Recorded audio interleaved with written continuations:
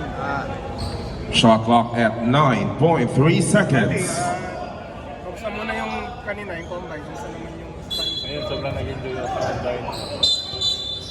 Yung mga nakasama ko, then si Kurt, nandito yung mga team na kasama ko sa FTBL. Holding foul on number 4, Ralph Robin. That's his first foul, 4 on Team A1. Brandon. Shot clock at 14 seconds. Kasi sabi, number 1 ka raw. Palagay mo dyan. Tingnan natin sa draft sa July 14. Kaya pinag-prepare ko yung sarili ko na Traveling. bigyan ko kung tatapusin ko yung FTBA o maglalaro na ako sa itong draft na ito. So may ganun pa pala kasi di ba under contract ka pa sa until this season. So may chance na hindi ka pa makalaro sa responsibility mo.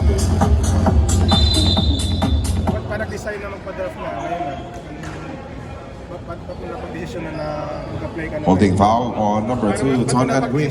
That's his first foul, 2 on Team Kaya A2. sinabi ko last year kasi hindi pa ako here till last year kasi hindi ako masyadong nakapaglaro sa overseas. So yun, kuha ako ng kumpiyansa nga dito sa FPBL hanggang sa ito, na parang buwabalik na rin yung laro ko. Pushing foul on number 8, Felix Lemeti. That's his first foul, 3 on Team A2. Balden, parang 2 years ago dapat papasok ka na rin, di ba? But yun nga, nag-BD ka.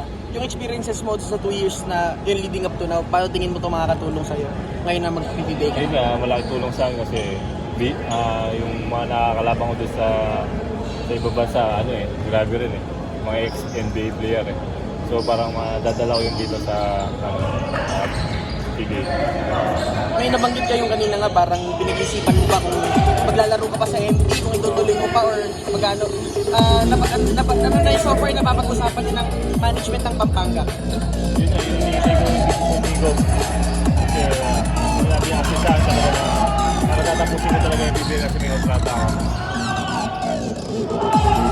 Kasi, kasi nangyayari mo sa PBL ano kalaking tulong yun na sa paghahanda mo sa PBA kasi parang double-double ka lagi halos sa MPBL Sobrang laking tulong kasi yung PBL, doon ko kinukuha yung kumpiyansa ko Kumbaga, pagdating ko ng PBA, parang hindi na ako masyadong makakapawa o mahirapan. Yung chance na makapaglaro sa Converge kasi sila siyempre number 1 ang pipili baka ikaw yung ay number 1 ano masasabi mo dun sa At the end of the first quarter, the score, it's 18-13 in favor of Team A1. Bata kasi.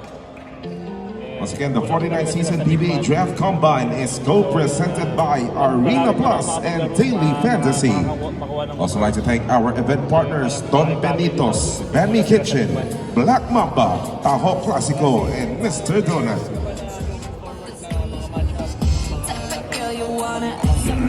Una-una, siyempre yung mga idol ko, si Junmar, Almasan, then yung kapampangan ko si Ian Santalang, mga kuya ko, and Jamin Aguilar.